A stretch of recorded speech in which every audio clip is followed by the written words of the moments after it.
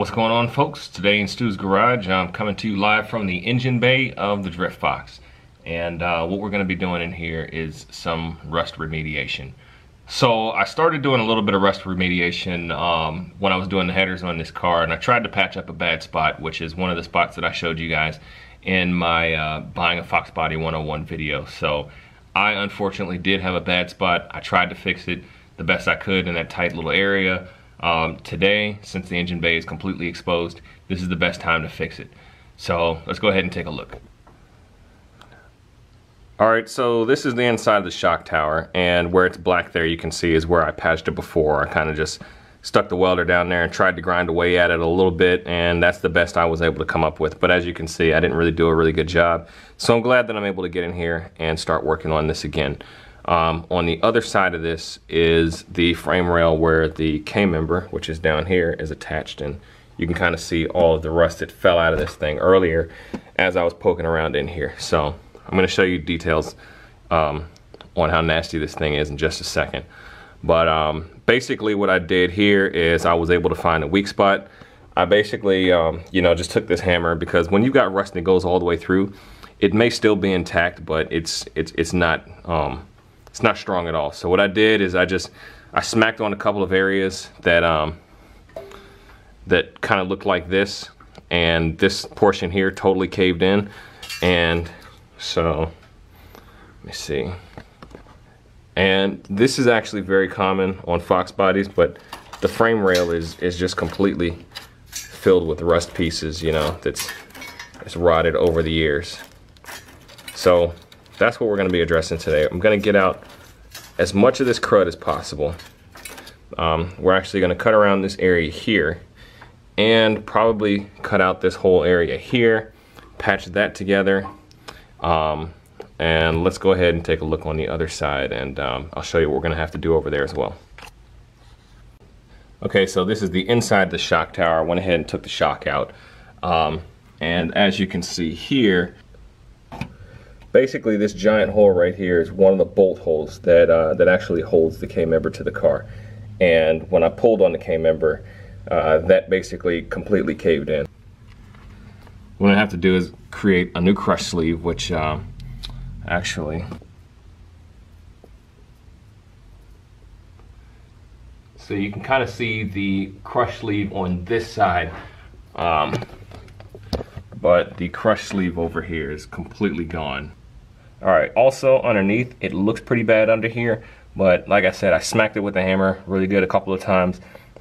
It's still structurally sound, so I'm just gonna have to grind away all of that rust, you know, put a nice coat of paint on it, and that should be fine. But I'm also gonna go ahead and reinforce that area as well. So I've got my work cut out for me, and pretty much this isn't so much of a DIY video, it's just showing you how it's done. So you know, I'm really thankful that it happened on the passenger side and not on the driver's side, because you've got all that brake line hardware over there, and even though there is a little bit of surface rust over there, it's nothing compared to what you see on this side. And one day that will have to get addressed, but not anytime soon, as long as I take care of the car. This side over here is pretty much trash though. It's not worst case scenario. I can still patch this back together. So I'm just glad that it's on this side. I'm glad that it's not any worse. Alright, so we're going to start out by cutting out this old section of rust here. We're going to cut a square around this right here to try and clean that up. And hopefully there won't be any more surprises after that. And also I'm going to go on the other side and clean that up as well.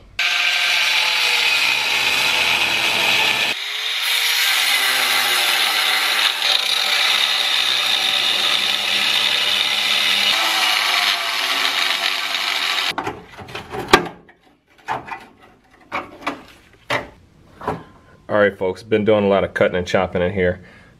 As you can see from this big old pile of rust, there's a whole lot of rust going on in here. So, you know, this section right here, I didn't clear that out just yet because I wanted you guys to see what it looks like inside of one of these frame rails, you know. And that's just all frame. That's not even from me grinding. That's just all been sitting in there. And if you ever go to change your bumper support, which is what I have right here, that's actually kind of crusty now too, and that's been in there for less than a year. But anyways, if you ever go to change that and you have to take out your stock bumper, a lot of this stuff is actually going to make it difficult for you, because this crud right here stops it from being able to slide out. So, you know, I'm not happy about it. I'm not really surprised. It is a little bit worse than what I expected, but you know, the thing about this is I'm still going to go ahead and repair it. It's not going to make the car as good as new, but it will give me at least a couple more years on this thing, whereas in its current condition, it's basically out of time. But you know, folks, this is just part of owning one of these cars. You know, this is normal wear and tear right here. You know, a lot of Fox bodies are riding around on the road like this, or even much worse. And you know, they seem to be fine. I mean, it's not good, but like I said, this is just the reality of owning one of these crusty old cars. I just want to point out right here, this is the crush sleeve that really should be on this side. Maybe it's completely disintegrated, but this is part of what the K member needs to clamp down onto. So we're going to basically make a new one of these for right here, and try to put this thing back together. So next up, after I've scraped all this rust out of here as much as I can get out, I'm also going to go in here and trim this up and clean that up. The next thing I'm going to do is shave down all the paint and everything around the edges here and get this metal prepped for welding. And we're probably just going to weld a whole new section over top of this, and that'll be a nice little bandage for it for the time being. Alright, so we've got everything kind of cleared out and shaved down for welding. Like I said, this is just pretty much just going to be a bandage. I'm not doing any serious frame repair. It's pretty bad off, but it is going to keep me on the road for a little bit. But anyways, I wanted to show you guys, like I said, shaving this down. I'm probably going to have to do a little bit more clearing to it just to get a good weld on it. And also, I'm going to show you guys the destruction of age. So this all came out of the frame rail. This is not from grinding and cutting. This is just decay. I wanted to show you guys, I found what was left of the crush sleeve. This thing looks like it's been on the Titanic. So there was one, and this was just kind of floating around in there. And it's, I mean, you know, it's completely trashed. It feels like crackers in my hands. And this was supposed to go, you know, the entire height of the frame rail. This was the other crush sleeve, and you know, this thing's just destroyed. So I'm gonna have to make 2 new crush sleeves. Again, not a big deal. It's gonna take me a little bit longer than what I thought. But that's what we're here to do today, so let's keep working on it. Alright folks, I don't know where real fabricators go, but if you're a beginner like me, Lowe's and Home Depot both have these hardware aisles where they've got almost every kind of screw, nut, and bolt that you may need for any kind of project. It's a whole aisle of it.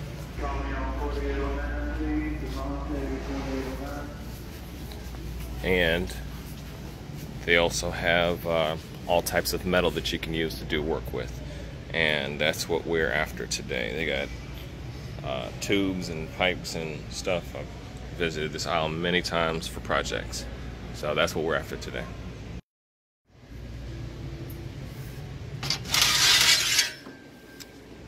Alright, so sometimes it's helpful to brainstorm and things, so I thought about this for a little while, and this is the material that we're going to be using to make that frame repair. I hope that this works out well. And we're going to grab a piece of this because I'm not sure how much I have laying around in the garage.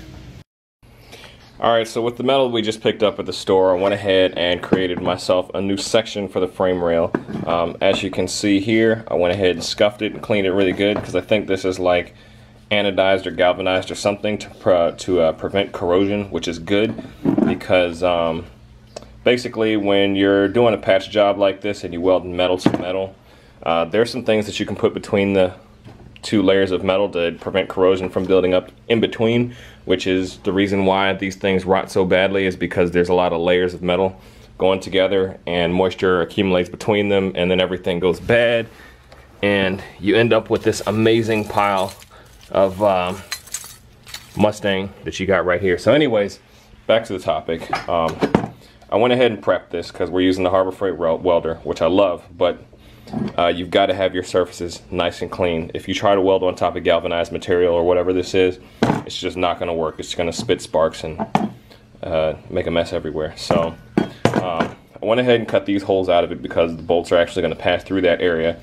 and because of the thickness of this, we're actually going to have to compensate for that on the other side. So I'm going to have to, when I mount the K-member in there, which is hanging out down there, I'll have to add washers to the other side just to make sure that it's sitting level and even, because you know, part of the reason why this whole motor swap happened is because I wanted to swap the K-member because my front end just was never 100% right. So we're going to go ahead, throw this up underneath the car, we're going to hold it in place with the jack, and then we're going to start tack welding this thing together. Alright, so since I'm not a professional welder, I don't know all of the factors that contribute to what makes a good weld. I know one when I see one, but generally my stuff is pretty mediocre. But what I'm going to do is, if it's laying down well, I'll just be able to go and run a bead straight across. If it's not going down well and it's making a mess, I'm just going to try and just tack different areas in different spots and take my time with it until I get nice coverage and this thing is well stuck to the actual frame material.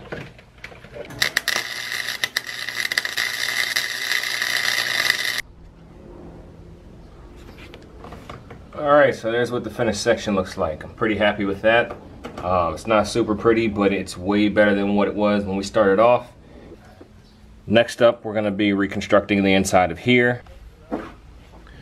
Alright, so at this point I've just been doing a little bit of work, you know, a couple minutes every day on this rust, and just to show you the quality of the metal on this thing.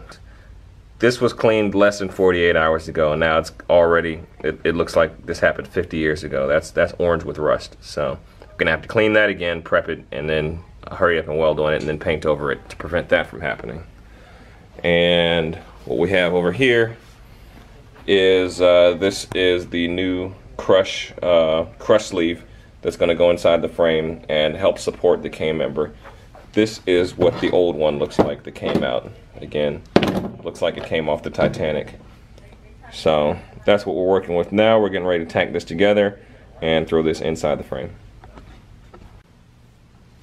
Alright folks, so this is as far as we made it on the bracket tonight. We had everything all prepped to weld. But I'll just show you how this is supposed to fit. Basically, that goes inside the frame like such, and this piece will go over it to actually brace the crush sleeves, and you'll see how that goes in just a minute. But I have to call it a night because getting ready to weld this thing together, the Harbor Freight welder actually died. It's not totally broken, but the switch in these things actually can go bad, and that'll keep you from being able to weld. So luckily, as soon as it broke, within like 2 minutes, my friend Scott called me up and he offered to drop his welder off to me tomorrow. So we'll be back in business tomorrow. We'll get this in there, and once that's in there, the frame will be done, and then we'll be ready to bolt up the K-member. Alright folks, we're back in business. Scott came through with the welder, which I got behind me. We've got the new crush sleeves all welded up. So this is the bracket that I've created that's going to go in there and replace what basically rotted out. And it's going to fit into this section like so.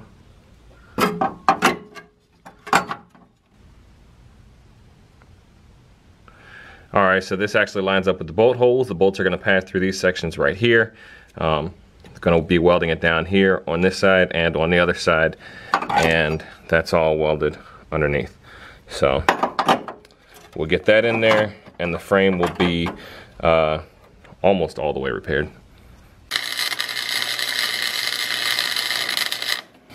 Alright folks, we're finally seeing the light at the end of the tunnel. So we've got the new crush sleeves all welded in, and it's got multiple points of contact. I also went and put a line of paint going all the way across here because I'm not going to be welding on top of that. I'm actually going to cover this whole area back up, and I think I'm going to go from down here to up here. So I don't want that metal to metal, that bare metal to metal contact in between here as much as I can help, just to prevent rust from forming again in the near future. So pretty much the next part we're going to be doing is I'm going to make a template. It's probably just going to be a big rectangle, and we're just going to cover this spot up. Alright folks, it's over 100 degrees in Stu's garage, and I've got my flame burning back there to keep out these hummingbird-sized mosquitoes. But anyways, this plate is the last piece that needs to go into the engine bay to cover up that hole that you see.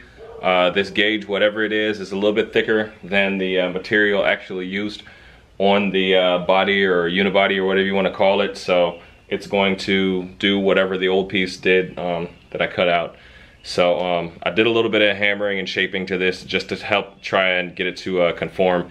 And also I painted the back side of it. You can't really see it that well. It's a little bit jacked up, but it doesn't have to be pretty. That's just, again, to prevent rust from forming on the exposed surfaces. So we're gonna go ahead and get this in the car, and hopefully that'll be it for this project. Alright folks, sorry for not showing you guys a lot of clips of me doing work and you know, doing all of this stuff. I just really wanted to get this stuff done. I've been working on this for like a week now. I really only intended on this taking like a day, but I've got it cranked out. So for the finished product, some people may say it's not pretty. In fact, some people may even call it ugly. But the important part is it's done, and it's stronger than ever. Stronger than ever it's ever been since I've had this car. So that's just the outside of the repair. You guys have seen the inside. You guys have seen what I've done to fix this, and now it's done. I still have a little hole here, and I'm not sure how I'm gonna do all the covering on the inside, but structurally it's finished, and I don't have to worry about it anymore right now. So that's pretty much it for this video, folks. Appreciate you watching, and catch you guys next time.